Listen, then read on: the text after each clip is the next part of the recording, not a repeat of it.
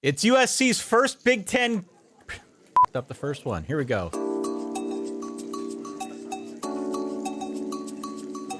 Welcome back to Big Ten Breakfast. I am Ty Hildenbrandt. He is Dan Rubenstein.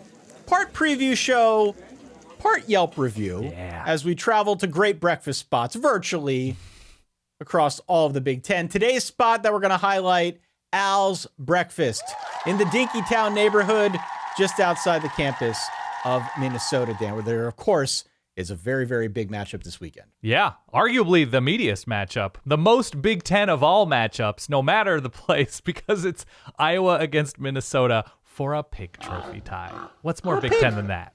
Floyd of Rosedale, what's not to love? I love it. All right, we have three different sections for this show today. We're going to start with, I don't know, we can call it caffeine, we can call it a jolt, we can call it whatever we want, but it's very clear that a number of teams playing this weekend need that buzz, need that jolt, need some life in them as we wake up in the morning. I think it has to be Michigan and Michigan's offense heading into their matchup in Ann Arbor, which is nice, against USC, making a change at quarterback. Davis Warren threw not one, but two, but three interceptions last week with his only technical incompletions against Arkansas State. Michigan needs a jolt from Alex Orji in the worst way. Yes? I think so. I mean, especially given the fact that the defense has not been quite as good as it was a year ago. That was kind of the thing going into this year that we all fell back on. Yeah. We felt good about Michigan because of the defense, despite the fact that this was an offense in transition, a coaching staff in transition. At least they've got the defense. Defense is still fine. Defense is definitely not as elite as it was a season ago. So now Sharon Moore finds himself in this situation where moves away from Davis Warren, as you mentioned, had some turnover issues a week ago, moving to Alex Orji, who presumably they didn't trust to start any of the previous three games that Michigan played. Right. Now, with USC coming to town, it's a much higher leverage situation for Alex. What can he do against a revitalized USC defense? If he can provide that jolt, if he can give that offense a little bit more firepower, I think they stand a good chance of winning this game. But truly, we don't know what to expect here. No, and we also don't know what to expect from what the actual architecture of this offense is with a quarterback who seems to be better at running than throwing. And Sharon Moore himself said, no, Alex Orji can throw, although Michigan has exclusively basically not allowed him to throw, which is not a great sign in terms of their confidence in him. So to me, the question is like, what can they do with this offense over the course of 5-6 days to make it Orji friendly? And yes, I'm giggling every single time I use a phrase. It's a breakfast show. It's a family show. I understand. But like, look, you're going to roll him out, which they've done, right? They've used him in sort of zone read looks and in play action looks. And he hasn't thrown deep. He missed a wide open receiver last week against Arkansas State. It's a question of what can they do in those few days, right? You know, whether they're using the offensive line in sort of pulling fashion, as decoys, as whatever they can do, because they can't lean on the line. The receivers are small. There's some talent there, but they're smaller, right? They're not going to push anybody around in this USC secondary, it seems. Colston Loveland is questionable at best in terms of his health right now. And so even though we fully don't know what to expect from this USC defense long term, they did a great job against LSU through the air for the most part. You know, the line held up well. It looks to be a deeper defense, a more talented defense. They're just in a better spot coming off of a bye, heading to Ann Arbor.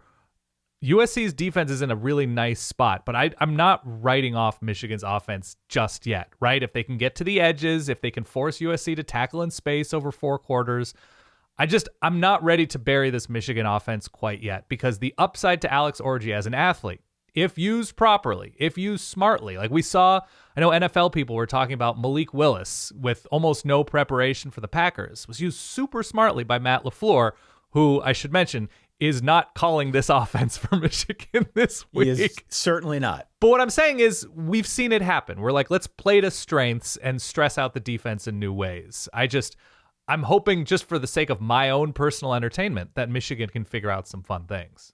Yeah, and also we should add, if our assumption is that they didn't trust Alex Orji, we also need to question our assumption on the USC defense side of things. Right. I think they were better.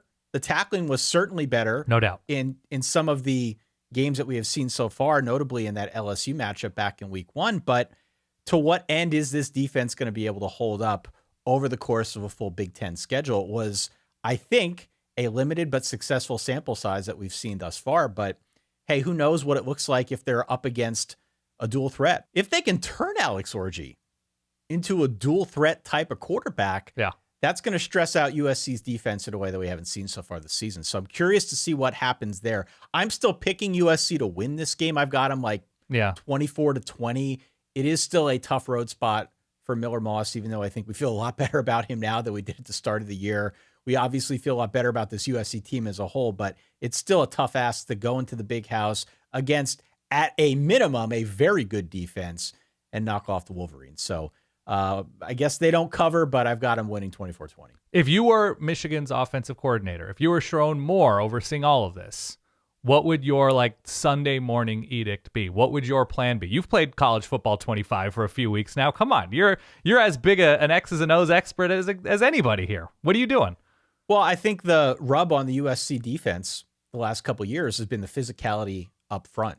Sure. And we know that's a style of football that Michigan wants to play. I just don't know if they have the line to play. No, they don't. This season. So maybe start there and see if you're able to get a push against that USC defensive front. If not, get Alex Orji in rhythm with some easier throws. They still have two backs, Michigan does, and Donovan Edwards and Kalel Mullins, who I think we feel really, really good about. Find a way to get those guys in space. Don't force Alex Orji to throw it down the field into coverages, into any type of situation that's going to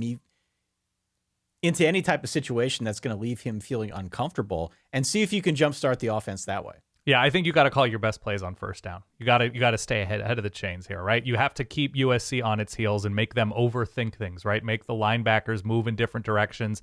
I think you have to play east-west. I don't think you have the line right now to go straight at USC. So a creative screen game, rollout game, reverses, throw the kitchen sink, go to the back of the playbook, like, ooh, let's just do this in the first quarter. Why not? And just, look, you're starting a first-time starting quarterback, right? Let's get fun with it. We know what we have in Alex Orji. We know what we don't have in him. Let's play to what we know he can potentially do super well. What is your pick here? I really wanted to pick Michigan, right? Quality defense at home as a dog, but I can't find the reason to believe in this Michigan offense yet. I got to see it. I got to see that pudding tie, breakfast term. So I'm going with USC. I think I have 24-17. I think the other thing that needs a jolt this weekend is Penn State's just relation to the passing game. Okay. And I mean that both on offense and defense. I don't think we'll see a whole lot of that on the defensive side. They have been giving up some longer passes this year, literally longer passes through the air that we didn't see a year ago, which could come back to bite them as they play teams like USC, as they play and Ohio State a little bit later on in the year. But I have been waiting a couple weeks now to see what a revitalized passing game will look like under Andy Kotelnicki. We just haven't seen it yet. Julian Fleming, who was kind of like the name in the transfer portal for the Nittany Lions, has been persona non grata thus far, relatively anonymous in this offense. So I'd like to see him get more involved. I'd like to see any pass catcher outside of Tyler Warren and Harrison Wallace get involved in a way that is meaningful and leaves Penn State fans feeling a little bit more confident about what the road looks like ahead, just in terms of throwing the football. We know they can run. Yep. Running game is not going to be an issue for this team. I think they're fine. They've definitely found ways in the early part of the season to tap into that to a much greater capacity than we saw in 2023. But let's see Drew Aller sling it through the air. Yeah, you better do it against Kent State as 49-point favorites. Got to see it now. Now would be the time, right? Now is the time to give it a shot. How about just UCLA all over? Oh, man. UCLA, I hope this is just early season cobwebs or something with a new coach, a first-time head coach, but if they don't figure it out, what time is it right now? We're recording this on Thursday after. If they don't figure it out this moment, do you know who they have the next 3 weeks, Ty? I think they have Oregon, Penn State, and LSU. So if they don't figure something, they have LSU this weekend. Okay, you're talking. Okay, UCLA has LSU this weekend, and then I forget if it's Oregon and Penn State or Penn State and Oregon, but it's a run of quality. And UCLA needs everything, because if they're a full disaster this year, we're talking about 2-10 UCLA. Yeah, it's crazy, especially to see them as heavy an underdog as they are this week against LSU.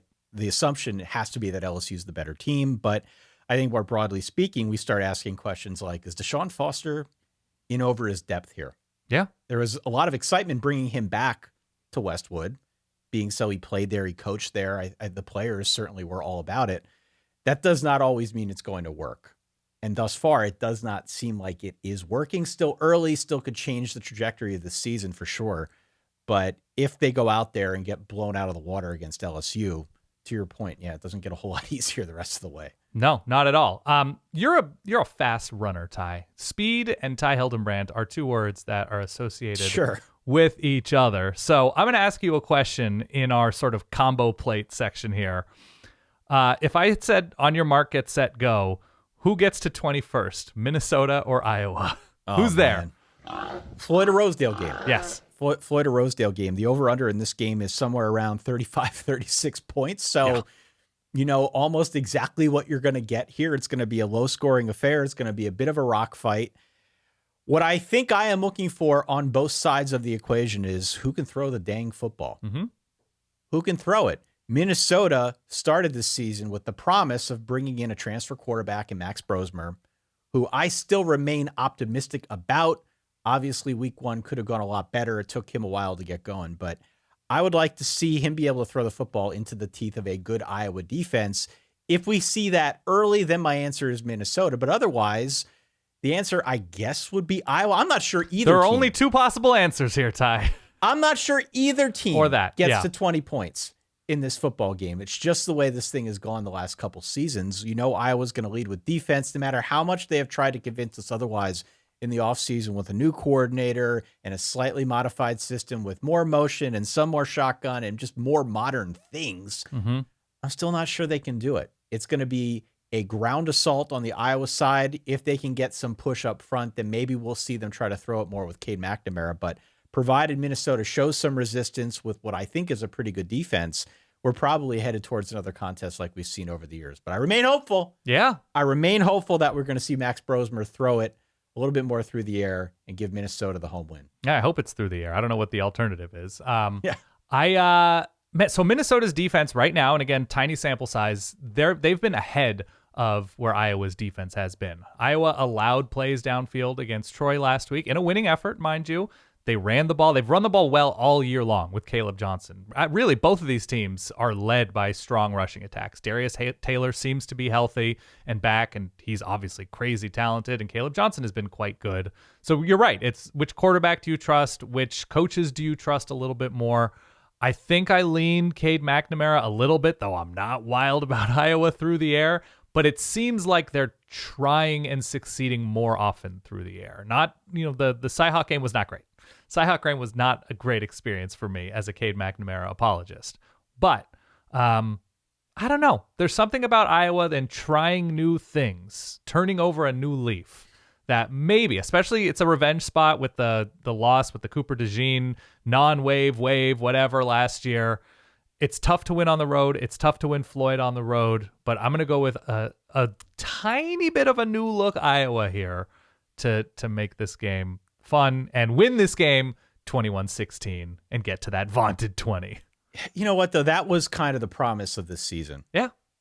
That Kirk Ferentz was going to try something new. Wasn't going to be too new. Right. He was going to try the hollandaise with his omelet. Sure.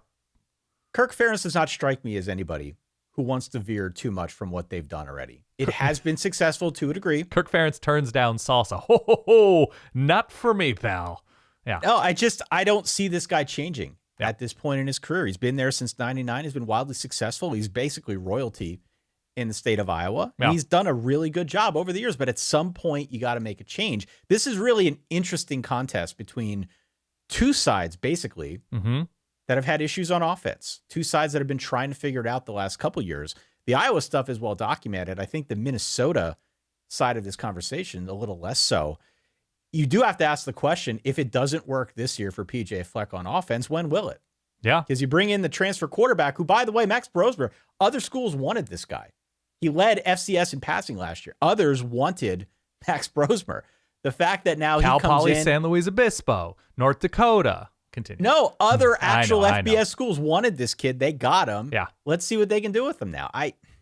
So far, seems like we saw some marginal improvement. Again, I remain optimistic, but we got to see it against a real opponent. So this is a chance. All right, so USC has that real opponent again this week in Michigan. We didn't spill ink. What did we do? We yelled a bunch of decibels into the air about the Michigan offense. And to me, we are sort of neglecting a little bit that, like, from a narrative perspective, if USC goes to Ann Arbor, I'm not going to tell you how it's done, but if I were to tell you USC wins this game 28-13, a comfortable road win against a quality opponent. They've only won a neutral site game against a quality opponent. Utah State, all due respect, not there yet. No. Where does that put USC? Does that put USC, I should say, with Ohio State, Oregon, Penn State, and whoever else you consider on that top tier beating LSU and Michigan this early? No, it Really? doesn't. No, it doesn't. I mean, it 2 quality wins to start the season. Absolutely. But the truth of the matter is, look at LSU's defensive stats. That was kind of the big question about the Tigers coming into the season. Those numbers are still kind of a car crash. Yeah. And Michigan, I think Michigan, even if USC goes into the big house and wins, that probably raises more questions about how good Michigan actually is versus how good is USC. This would obviously be a big deal for USC to go on the road and win their first Big Ten game, a tough place to play, all that stuff. For sure, I think elevates the ways that we think of USC as part of this national conversation, as part of this conference conversation moving forward. But at that point, I would be more inclined to say, wow, Michigan is way worse than we thought. And perhaps I shouldn't give this win as much weight on the USC side as you would have thought in the preseason. Man, I totally disagree with you. If I were to tell you that Penn State beat LSU on a neutral field and then went to Ann Arbor and beat them by 15 points and said, but I don't have them top tier of the Big Ten, you'd be like, what are you talking about, Dan? They would be in the top tier of the Big Ten. They would certainly be in that conversation. But I do think if they go in there and they blow the doors off Michigan, honestly, it raises more questions for me about Michigan and where the Wolverines are at. I think 2 things can be true, but we're also talking about a top tier of the Big Ten that has struggled with Idaho and Boise State, has the 127th best schedule in Ohio State, struggled with Bowling Green, if we're including Penn State in this category. Like, how difficult is it to get behind the velvet rope of this top tier in week 4? That's all I'm asking. USC has done everything asked of them. They've shown the improvement where they need to improve, if they hold Michigan to 13, and have beaten still quality. I'm not saying great, quality. I think you have to put them in there. I think it's a no-brainer. Let's close this thing out on a positive note, shall we? Let's. As we look around this wonderful cornucopia, this wonderful Big Ten breakfast of ours here, what's sweet? What is getting that sweet tooth going? What are you looking at and you're saying, this is a great way to end my meal? I think I'm just going to let you have the floor to talk about Rutgers, right? Because nothing is getting your dopamine to fire with the Scarlet Knights and Greg Schiano and Kyle Monangai. Did I pronounce that correctly? I call him the Gila Monster, but I know. think you got the actual name correct, yeah. So Rutgers has that opportunity. We talk about USC's opportunity, but Rutgers, who beat Virginia Tech last year, now goes to Blacksburg and Lane Stadium with the opportunity. Virginia Tech's already lost to Vanderbilt to open the season. Rutgers has looked great against, like, Howard and Akron, I believe, is who they've played thus far, but they're coming off of a bye week. And so Rutgers has that opportunity to, like, slowly creep up into the minds and hearts of Big Ten humans everywhere with another quality win over Virginia Tech. And their schedule, by the way, oh my God. It's beautiful. It's beautiful. That's the sweetest thing of all, Ty. Speaking of sweet, the Rutgers schedule. Look, I don't think Virginia Tech's that good. Okay. Before the season, we had expectations for this team, I think, driven by their own schedule, driven by their quarterback, Kyron Drones, who showed a lot of progress. Early part of this season, they have not been good. What does Rutgers want to do? They want to beat your brains in with Kyle Monangai again. My weird nickname for him, the Gila Monster. You can go look that up in your own time. They are going to bash Virginia Tech's brains in this football game. They are going to run on them until Virginia Tech says mercy. And I feel really good about what Rutgers has the rest of the way. I think they go to Blacksburg, a tough place to play in its own right. Yeah. I think they get the W. I think this ends up being a banner campaign for Greg Schiano. I feel really, really good about this Rutgers team. By the way, there was a moment in the not so distant past, Dan, when Rutgers would go up against those teams that you mentioned in the early part of their season. Yeah. And that'd be a bit of a struggle bus. Yeah, Not this year. I would say so.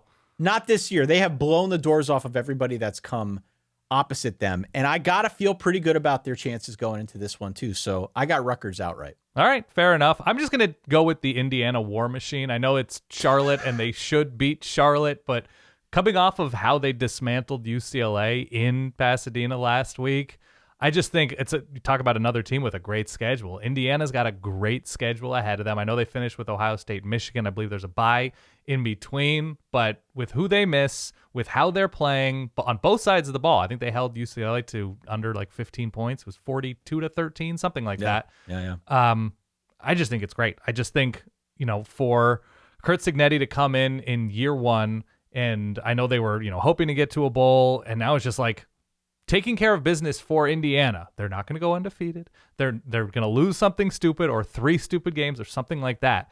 But we are actively talking about an 8-9 win looking team right now, which is, that's the dopamine hit I'm always searching for. 9 Indiana would be something else, wouldn't it? Oh my God. The best. It's the glazed donut of the Big Ten season, right? Just goes down easy and feels good. Curt Cignetti came in with much bravado. I still remember him on the basketball court saying hello to the student body, and he has absolutely backed up that talk. He has backed it up every single possible way he could. Yeah. And now they've got this game this weekend against Charlotte. They're about a 4-touchdown favorite. I feel good about them covering that point spread. I feel like this is a team that's just going to keep going for more and more points. Killer instinct, weirdly, has been something that he has been able to instill in this team from the jump.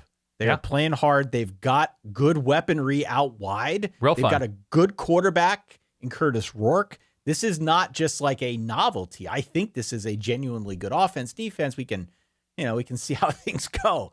But this is a good team that's going to try and fight, and they're going to play hard, and I think they're going to win going away this week. Defense has allowed nothing. It's been great. It's been great to watch across the board. We'll see. I don't have a good transition here because I've been thinking about Al's breakfast for like the past 17 minutes as we've been talking about college football and the Big Ten. So here's my question. This looks like the perfect college town breakfast spot, right? It's tiny. It's been around forever, since I think 1950, around then. And it's just a narrow bar. There's pancakes and omelets and bacon everywhere. My question to you is, when you look at this menu, because I know you are of similar mind, that this is the perfect kind of place to go to on a Saturday morning before going to a game, or on a Friday morning when you don't have class and you're hungover, whatever the case. What's your order from Al's? What are you getting? I noticed on this menu, this is a very scramble forward, of course, type of place, which I am all about. So it seems like you can kind of build your own scramble, really, whatever you're into. But, okay. I like the idea of a good scramble with some sausage, with maybe some cheddar cheese, throw some mushrooms in there as well. It seems like you can kind of make it whatever you want it to be. And of course, it's intimate in terms of a setting. Did you say it's 10 feet wide? Yeah, you're going to make new friends here. You're going to make new friends. I don't want to eat something that's going to upset the stomach, because comfy confines like that, maybe not the best situation. Everybody's doing it, Ty. But that being said, when in Rome, let's go nuts. Let's get a scramble to our liking. What about you? Okay, so I'm going with, I think it's pronounced the Greena, a former guy who ran the restaurant, Doug Greena. He was there forever. He left a little while ago. It's a salami and onion scramble. If I can, I'm adding some well-done hash browns to that scramble. Okay? Man. I'm not saying on the side. I'm saying 10 feet wide, Dan. You are going to get to know your neighbors, but how are they going to get to know you? Everybody's letting them fly in Al's. Trust me, Ty. I haven't been to Al's, but I've been to Al's. I know what happens in these places. Some people call it like a hopple popple. I've heard it called that. But the salami scramble, salami, an underrated breakfast meat. Here's my question to you, though. When I looked at this menu, I said, I like a pancake. I don't want to order a stack of pancakes. No. Would you share like the blueberry walnut pancakes with me so we can try them? I would share. Yeah. I'm not saying finish. I'm saying I want to try. And I'm sure you want to try. You're in the Midwest. You got to eat some pancakes. I'm fine with that, as long as I have somebody I can share with. Yeah. Because if I'm taking down that scramble with all those ingredients, stacking blueberry walnut pancakes on top of that, they look so good, though. So here's the other thing. When you're so close to people, maybe our neighbors are going to have pancakes and they're not going to finish it. Would you accept hand-me-down pancakes? I don't think I would. I think I would. I don't think I would. I don't know. I mean, we are in the Midwest, and everyone's super friendly, and I get all that. So I trust that nobody has laced them with anything nefarious. But sure, no. I'm accepting. I think if I wanted them, I would order them on my own. You don't go to Al's to turn down pancake offerings. That's all I'm saying. On that note, thank you for your jolts, your meaty combo plates, your acceptance of our Al's love, and I don't know, the sweetness that is Rutgers and Indiana football. Ty? Love it. I had a great time. You? Yes? I am full just looking at this menu. This menu looks ridiculous. I want to go to Al's. Can we go to Al's like right now? Let's go right now. Like actually there, not just virtually. No, let's go right now. And on that note, we're out of here. Thanks for watching. Enjoy your Big Ten weekend. We'll see you soon.